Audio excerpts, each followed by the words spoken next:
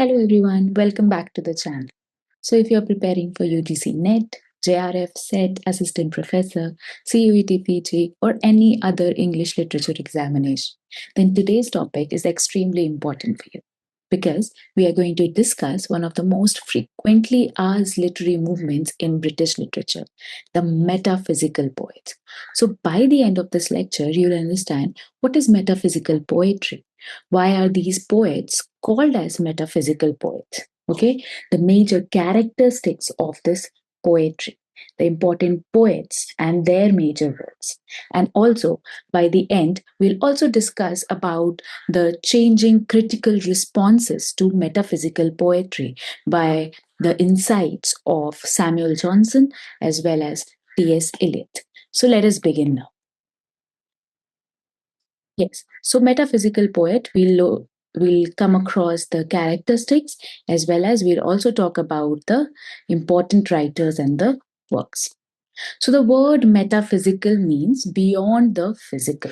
So before we understand the poets, we must first understand the word metaphysical. So meta means beyond and physical means which is physical or which is physica actually means something which is physical or something which is consisting of nature. So metaphysical word will literally mean something which is beyond the physical. Now ask yourself a very simple question. Can you touch love? Can you see the soul? Can you hold eternity in your hand? Can you measure faith? No, right? So these are the abstract ideas. They exist beyond the physical world. So this is exactly what metaphysical poetry explores. So instead of just writing about the kings, wars, political events, or beautiful landscapes, these poets, they actually ask deeper philosophical questions. Questions like, what is love? What is soul? What happens after death? Okay, what is eternity? How can human beings understand God? So these poets, they take ordinary experiences and connect them with an extraordinary philosophical ideas. So that is why they are called as metaphysical poets. Next, metaphysical poets, we'll talk about the little bit about the historical background. Metaphysical poetry, it flourished during the 17th century. It belongs mainly to the Jacobean and Caroline period. So this movement, it does not have a very formal manifesto. Instead, the modern critics, they grouped together several poets because they had shared some kind of similar writing style. So the earlier poetry was often seen to be more emotional. And when we talk about the later poetries, it was purely intellectual, what we saw in the neoclassical age. But when we talk about the metaphysical poetry, it has a combination of both. So these poems have a perfect blend of intellect as well as the feelings. Now, we'll talk about the characteristics or the features of metaphysical poetry. Now, it is one of the very important sections that you need to keep in mind, and we'll discuss about the characteristics one by one. First is the use of conceit. So, this is the trademark of metaphysical poetry. A conceit is an elaborate and surprising comparison between two completely different things. It is much more complex than an ordinary metaphor.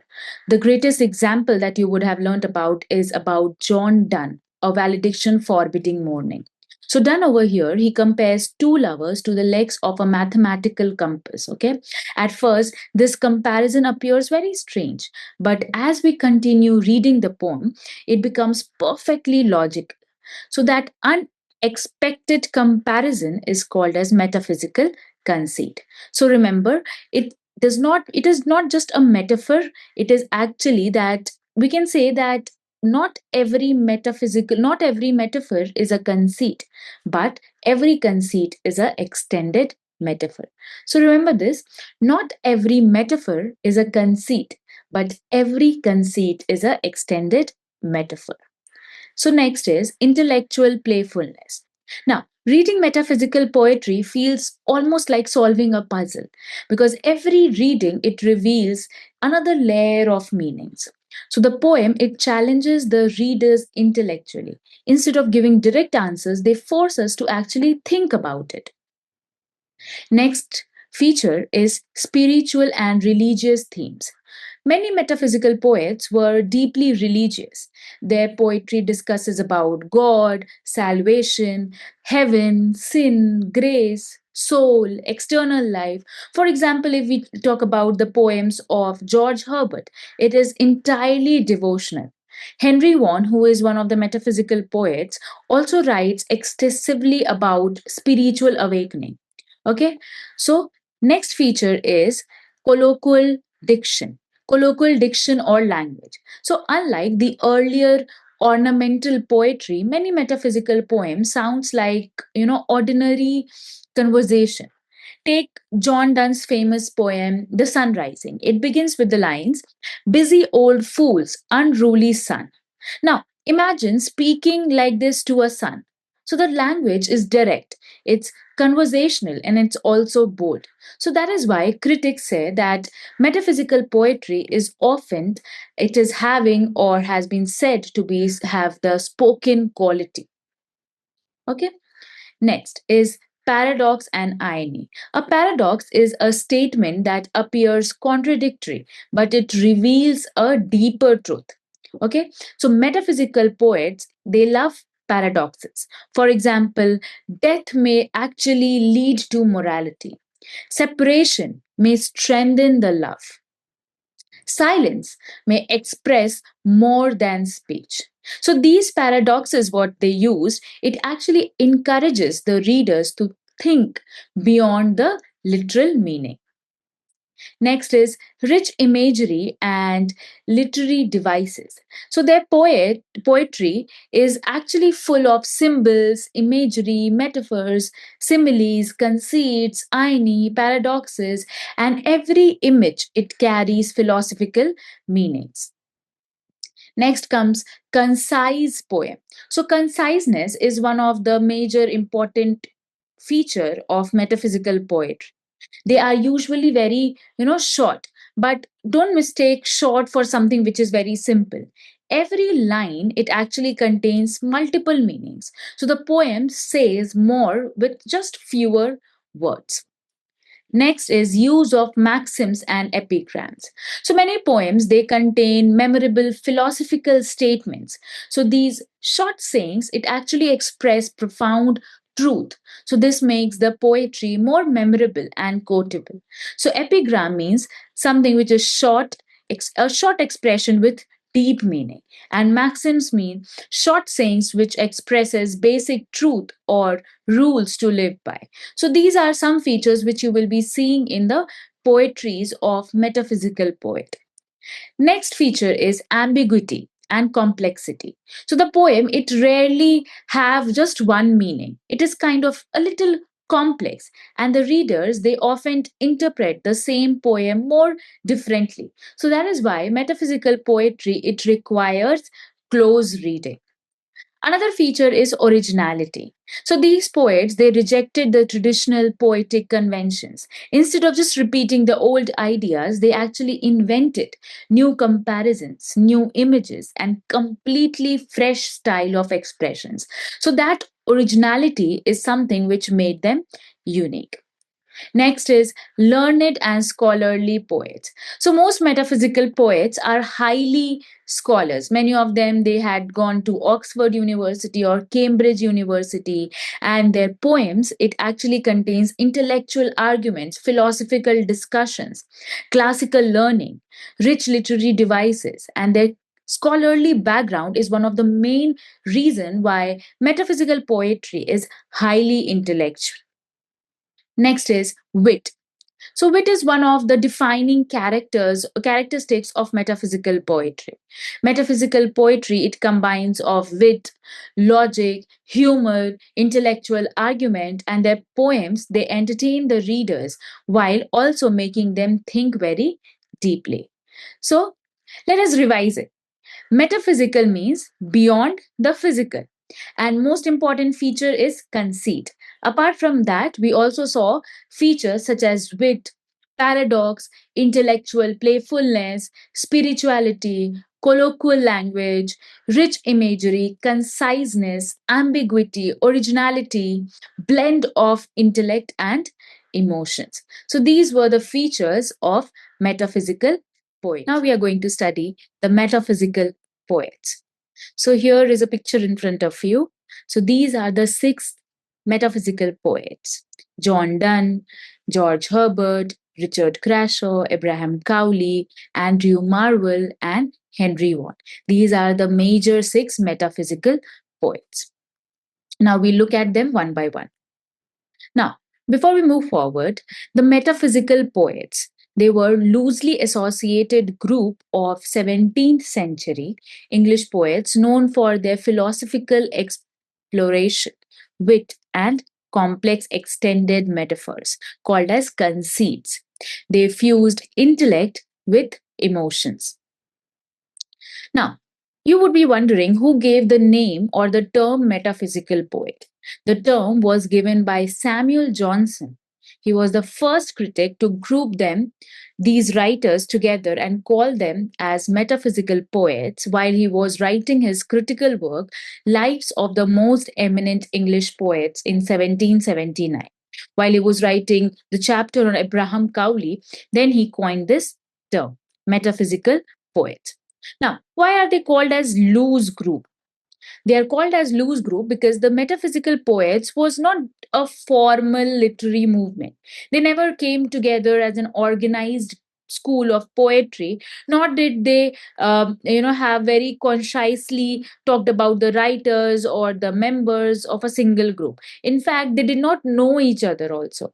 But what happened is that they had a simple similar style of writing. Their thought processes were kind of same.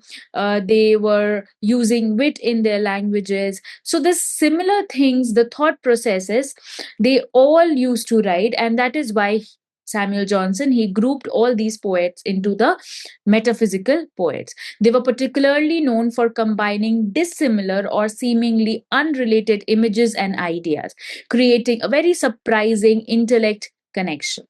So their poetries, they often features metaphysical conceit, wit, intellectual playfulness, logical and argumentative structure, philosophical, spiritual, and religious themes.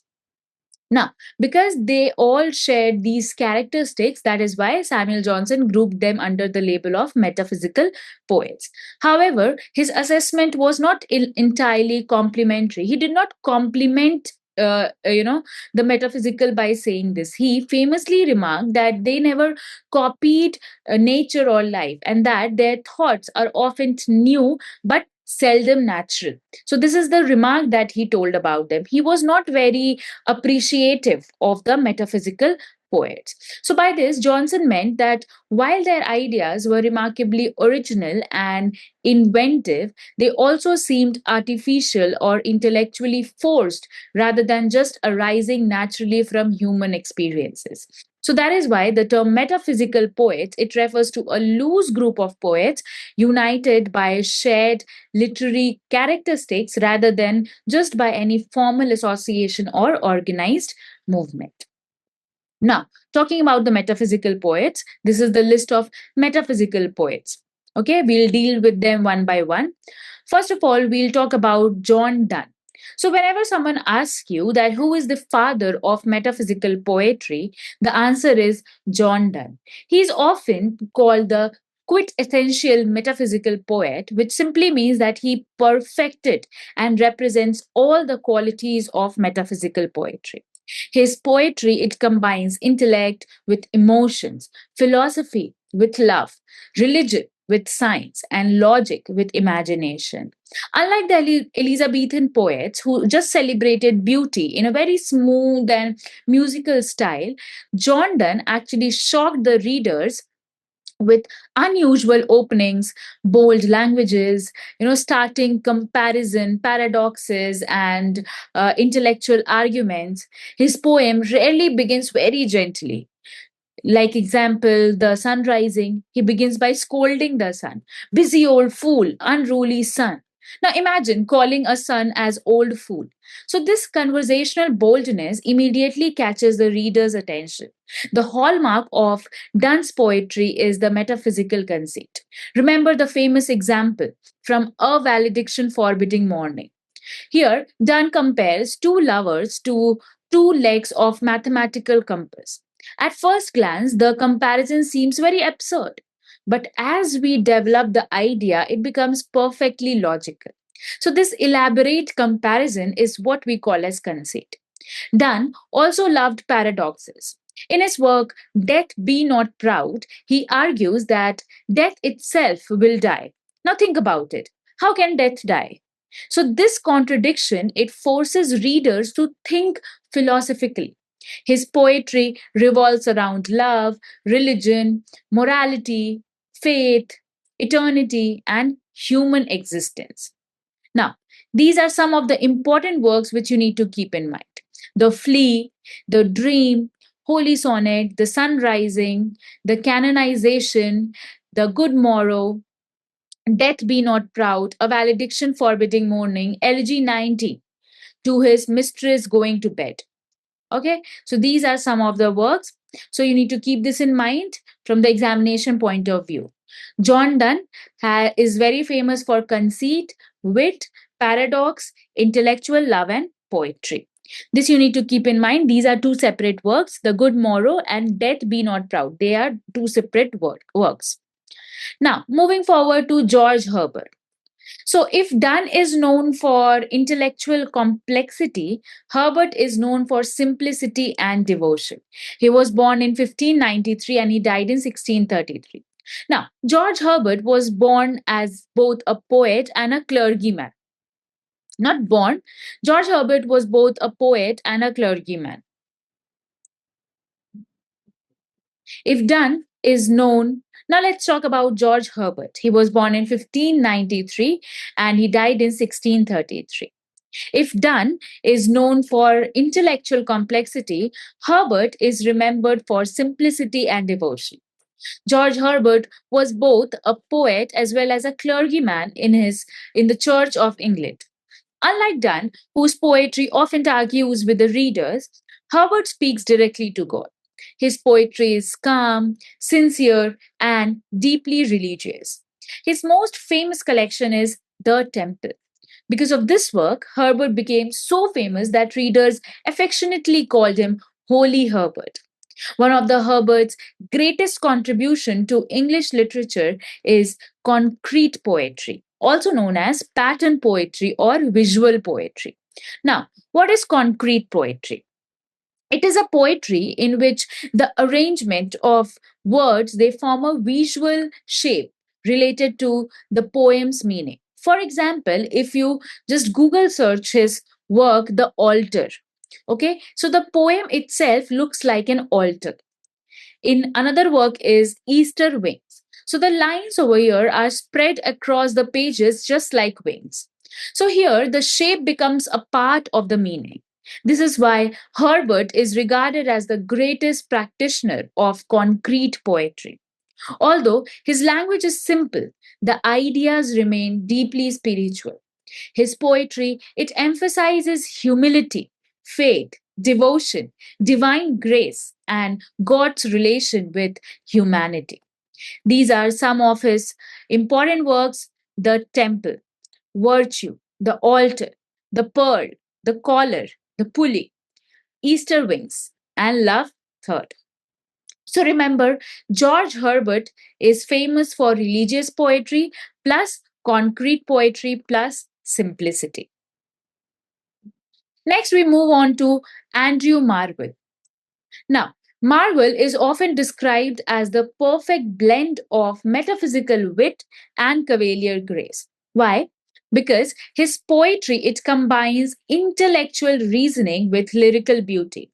Unlike many other metaphysical poets, Marvell did not limit himself to love or religion. He also wrote about politics, philosophy, satire, and nature. So, this makes the poetry much broader in scope. His masterpiece is To His Coy Mistress. This poem is based on the famous Latin idea carpe diem or seize the day. Okay, carpe diem or seize the day. Now, Marvell argues logically that because time is short and death is inevitable, so lovers should not waste their youth. Notice the word argues. Okay, so even in the love poetry, Marvell reasons like a philosopher. That logical persuasion is thoroughly metaphysical. Marvell also lived during the English Civil War. He supported Oliver Cromwell for a period for a period and wrote political poems reflecting the turbulent events of his age. His important works are To His Coy Mistress, The Garden, Bermudas, The Courant, and Horatian Ode upon Cromwell Return from Ireland, on Mr. Milton's Paradise Lost.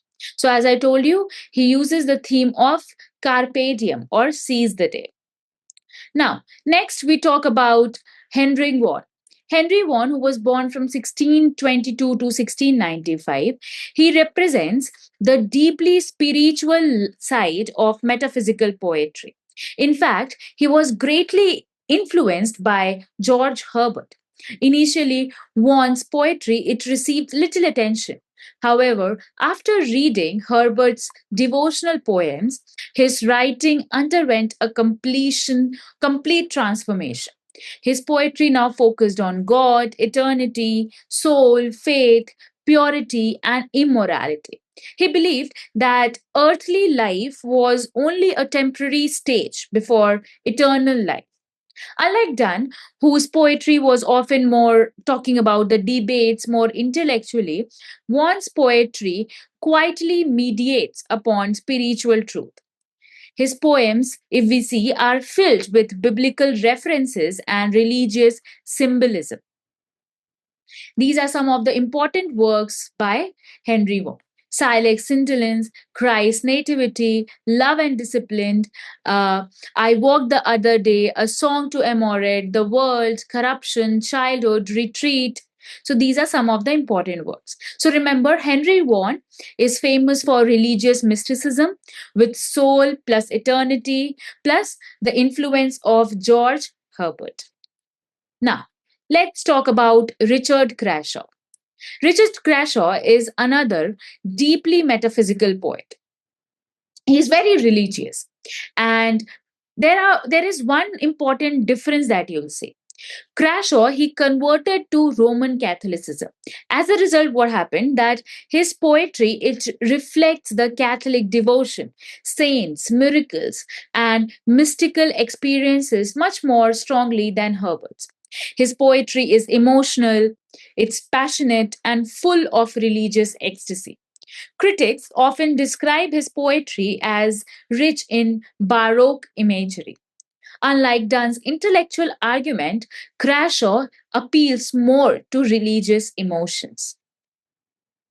These are some of the important works by Richard Crashaw: Steps to Temple, The Flaming Heart, Hymn to Saint Teresa. Then he has written epigrams like To Our Lord, Upon the Water Made Wine. Then he has also written On the Miracle of Multiplied Loaves. He has also written about prayer, a hymn to the names and honor of the admirable Saint Teresa on the water of our Lord's baptism. So remember, Richard Crashaw is famous for writing works which had Catholic mysticism with religious emotion plus Baroque imagery. Next comes Abraham Cowley.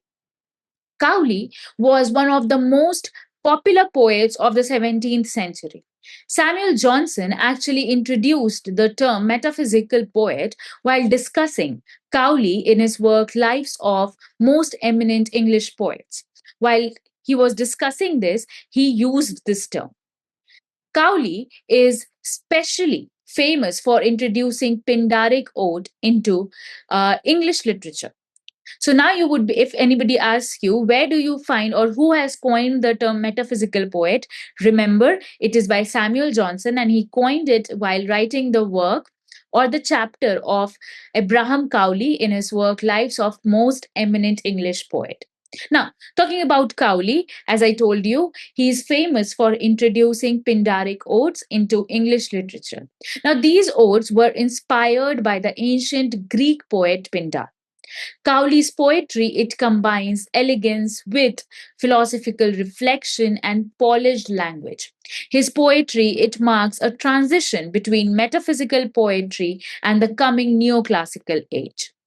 Now, his important works to keep in mind is On the Death of Mr. Crashaw, The Grasshopper, The Heartbreaking, Bathing in the River, Life, Beauty, The Wish, The Despair, Platonic Love, and The Given Heart. So remember, Abraham Cowley is famous for Pindaric odes. Along with that, his works has philosophy, wit, with the idea of transitional poets. Now we'll talk about the criticism that is given by Samuel Johnson on metaphysical poets and their poetry. Johnson admired their learning, but he criticized their poetry. His famous criticism is the most heterogeneous ideas are yoked by violence together. So keep this in mind. This is a very important criticism which is said by Samuel Johnson. According to Johnson, the metaphysical poets they forced together completely unrelated ideas. Sometimes the comparison is so unusual that it appears very unnatural. So for Johnson, this excessive intellectual display, it reduced poetic beauty. Next is T.S. Eliot's appreciation. Nearly 200 years later, T.S. Eliot he completely changed the reputation that was built for metaphysical poets. He praised them for combining thought and emotion. According to Eliot, metaphysical poetry it possesses unified sensibility. This balance between thought and feeling was one of their greatest achievements. Modernist critics admired their originality, intellectual depth and complexity. Because of Eliot, the metaphysical poets they regained their place again in the literary history. According to him, the later poets that were there, they suffered from what Eliot called as dissociation of sensibility, where intellect and emotions they became very separated. So before we wind up, let us revise the poets. John Donne, he is the founder of metaphysical poetry, famous for conceits and intellectual love poetry. Next is George Herbert, who is famous for as a religious poet and he's a master of concrete poetry, as I told you, pattern poetry. Then is Richard Crashaw. He is a Catholic mystical poet with emotional religious devotions. Next, Abraham Cowley is another metaphysical poet. He popularized the Pindaric ode and bridged the metaphysical and neoclassical poetry. Next poet is Andrew Marvell. He combined love, politics, philosophy, satire, and carpe diem. That is, seize the day. Last one is Henry Vaughan. He is a religious metaphysical poet who was influenced by George Herbert, and he focused on soul and eternity. So you have to keep this in mind. John Donne, conceit. George Herbert, concrete poetry. Richard Crashaw, Catholic mysticism. Abraham Cowley for Pindaric odes. Andrew Marvell, carpe diem. And Henry Vaughan, religious spirituality. So, thank you for watching, everyone. I hope you enjoyed the lecture. Do like and share and subscribe to Literature with Preeti Raj. Happy learning.